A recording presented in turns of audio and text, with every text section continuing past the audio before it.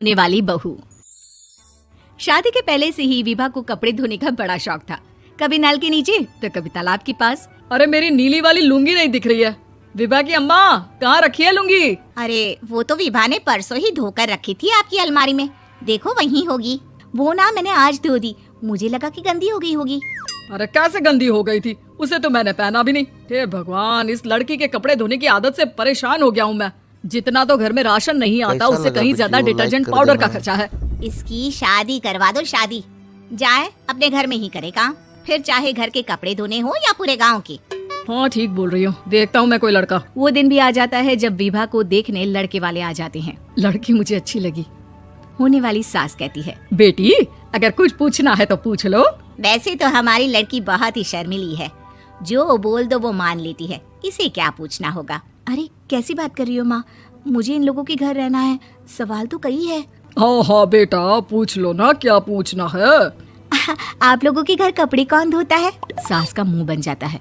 देखो अगर तुम ये कहना चाहती हो कि तुम्हें कपड़े धोने नहीं आते तो सुन लो, कपड़े मैं ही धोती हूँ, लेकिन तुम्हारे आ जाने के बाद मैं रुमाल तक नहीं धोऊंगी। अरे चुप रहना भाग्यवान, बहू बेचारी घर आई नहीं, उसे डराना शुरू कर दिया। वो क्या है ना बिटिया, अभी तक तो ये कल्लू की माँ ही धोती थी, लेकिन अब तुम्हारे पापा तो दहेज में वॉशिंग मशीन देंगे ही।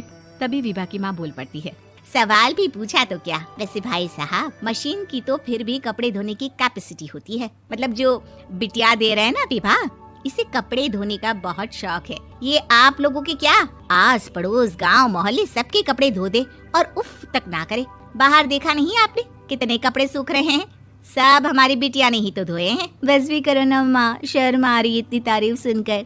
और तो और एक दाग निकाल कर दिखाओ तो मान जाऊँ। हाँ अच्छा माफ करना बेटा, मैंने गलत समझा, हमें तो रिश्ता बहुत पसंद है। और ऐसे जुड़ जाता है रिश्ता कपड़े धोने का शौक रखने वाली विभा का। उसकी शादी हो जाती है कोयला फैक्ट्री में काम करने वाले कल्लू के साथ। शादी के बाद अचानक विभा चिल्लाती हुई सास के पास आती है, सासू माँ, अरे सासू माँ कहाँ है आप?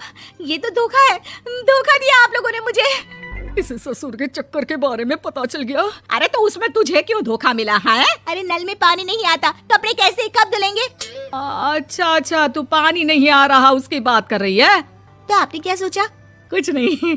अच्छा तेरी माँ ने कहा था कि कपड़े धोने का शौक है, तुझे याद आया मुझे। शौक बोलकर कपड़े धोने वाले मेरे जुनून को कम ना आके सासू माँ, कपड़ा धोना मेरा गुरूर है। तभी पति भी वहाँ आ जाता है। अभी मैंने इसे सनी देओल की फिल्म दिखाई है, उसी के डायलॉग मार रही है माँ। अच्छा सुन, साफ साफ बता रही हूँ, पानी सुबह 4 से 6 और शाम को 10 से 12 आता है, समझी? विभा टाइमिंग सुनकर हैरान हो जाती है। ये क्या भूतों का मोहल्ला है? सुबह 4 बजे उठकर कौन कपड़े धोता है? 4 बजे टंकी में पानी जाता है, फिर सारा दिन धोना ना, किसने मना किया? अरे कैसे बात कर रही है, 200 लीटर की टंकी में कितने कपड़े धो लूंगी मैं, सुबह ही उठ जाऊंगी मैं। अब क्या था, विभा सुबह 4 से लेकर रात के 12 बजे तक कपड़े ही धोती रहती। एक रोज सास पड़ोस से निकलकर कहीं जा रही होती है कि साथ वाली कहती है, हाँ कल्लू की माँ, जरा ये बताओ कि 2 साड़ी है, 2 ब्लाउज और एक पेटीकोट और एक नाड़े वाला लंबा कच्छा। हाँ तो? अरे तो क्या, कितना लोगी धुलाई ये बताओ। धोबन दिख रहे हैं हम क्या?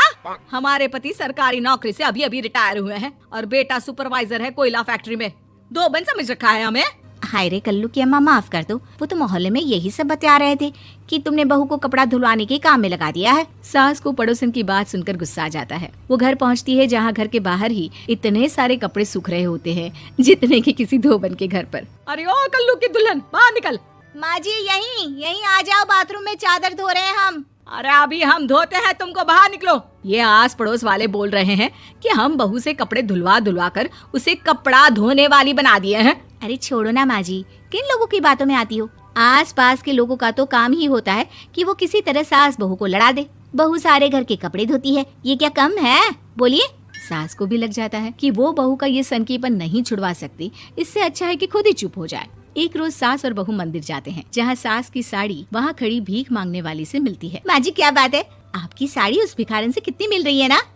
हाँ देखो तो दोनों की साड़ी मिल रही है। क्या बात है कल्लू की अम्मा, तुम खुद को तो अफसर की बीवी बताती हो और ऐसी सिंपल सी प्लेन साड़ी पहनकर घूमती हो। सिंपल और प्लेन नहीं है ये साड़ी। तो क्या सोने के धागे से फूल बने हैं?